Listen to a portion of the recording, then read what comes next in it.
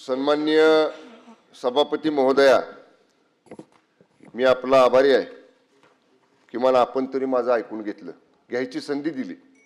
आपण म्हटलं की तुम्ही सभागृहात आहे बोला.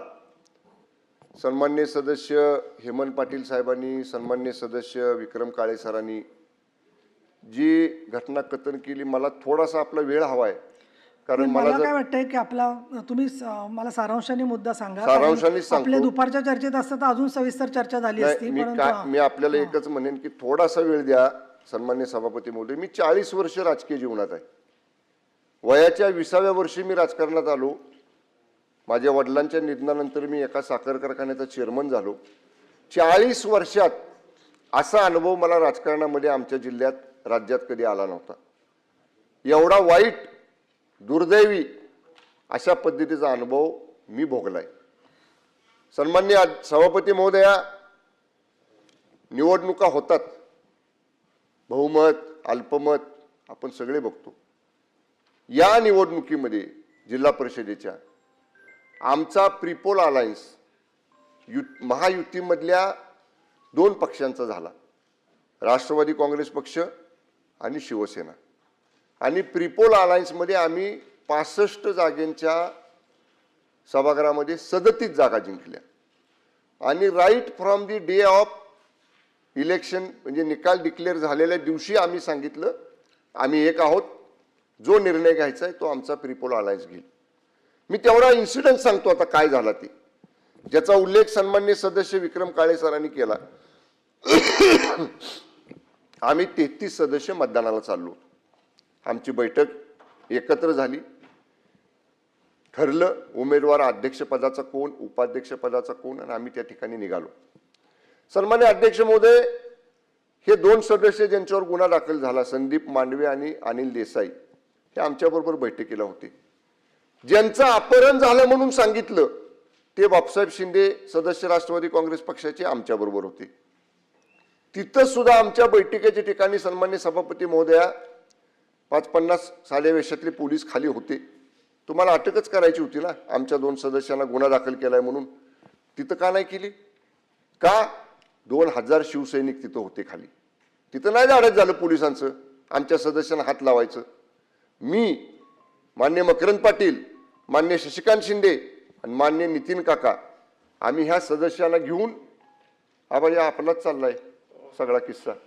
मंत्री महोदय, मला याच्यावर मला एक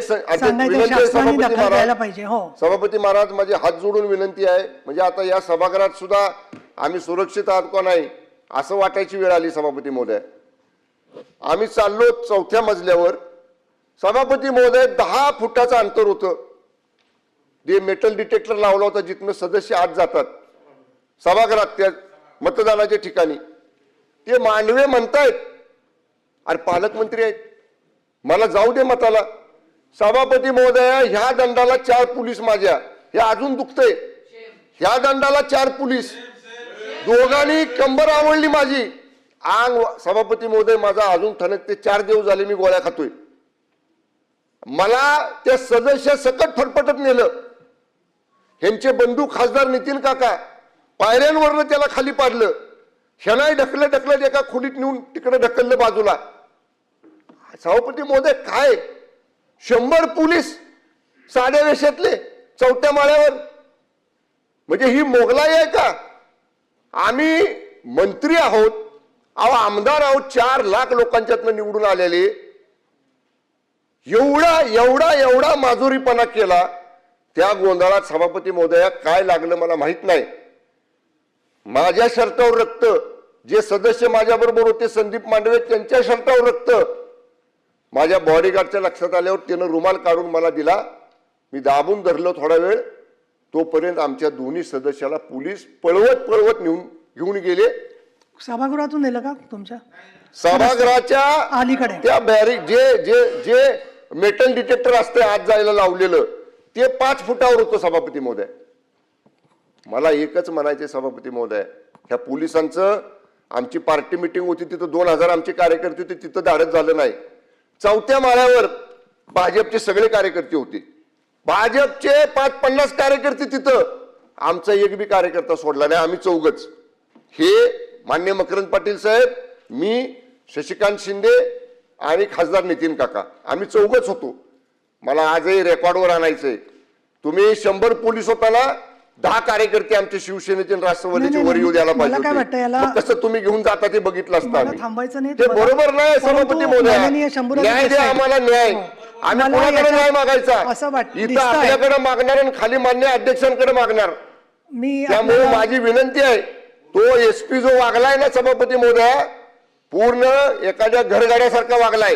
त्यामुळे आपण, माझी विनंती आहे, त्याला तात्काळ निलंबित करा, बडतर्फ करा सेवेतनं.